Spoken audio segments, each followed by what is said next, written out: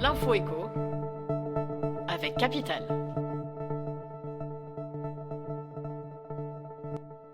L'info pratique Capital concerne l'hypothèse émise par le gouvernement de ne plus rendre le port du masque obligatoire et d'alléger le pass vaccinal à partir de la mi-mars si les conditions le permettent.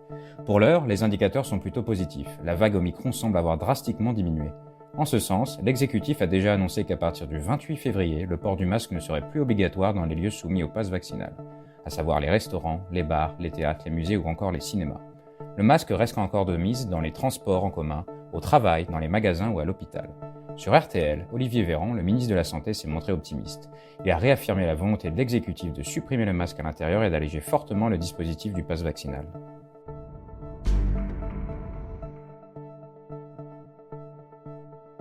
Le chiffre du jour fait suite à la publication par l'INSEE des chiffres du chômage en France. Au quatrième trimestre 2021, le nombre de chômeurs a nettement baissé, mais une tranche d'âge est particulièrement concernée. Il s'agit des 15-24 ans.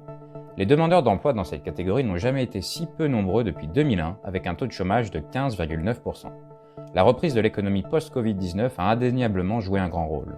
La fin d'un certain nombre de restrictions en place, avec les confinements, a également coïncidé avec la réouverture d'établissements dans des secteurs enclins à embaucher, par exemple le tourisme ou l'hôtellerie-restauration. Autre explication, la nécessité pour les entreprises de trouver des candidats rapidement, car la main-d'œuvre tend à manquer.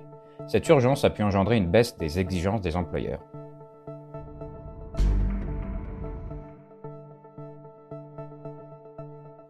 Le coup de gueule du jour nous vient de l'Oise, où plusieurs centaines de foyers ont reçu une mauvaise surprise.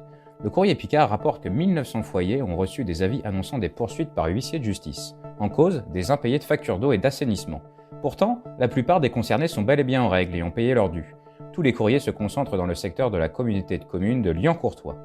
Les avis ont été expédiés par le Trésor public et depuis, l'inquiétude et l'incompréhension règnent chez les habitants. La communauté de communes martèle qu'aucun ne devra s'acquitter des frais 2 fois et se veut rassurante. Elle est en train de procéder à des vérifications. Ceux qui ont bien réglé ces factures peuvent simplement ignorer les courriers d'huissier, alors que les appels abondent de tous les côtés au Trésor public.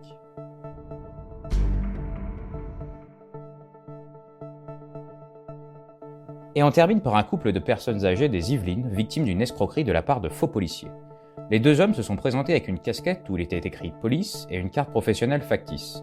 Ils ont expliqué mener une enquête sur des cambriolages dans la zone. L'un des deux voleurs a réussi à emmener le couple dans le jardin, laissant le champ libre au second pour qu'il fasse le tour du propriétaire. Ils ont ensuite demandé à la femme de faire bouillir de l'eau pour récupérer des empreintes. Les individus ont également voulu vérifier le contenu du coffre, pour s'assurer que le couple n'avait pas été victime des supposés cambriolages qu'ils mentionnaient. Finalement, lorsque les retraités se sont rendus compte de l'arnaque, les deux hommes étaient déjà partis, avec 5 000 € en liquide et une statuette en bronze. C'était l'info écho avec Capital.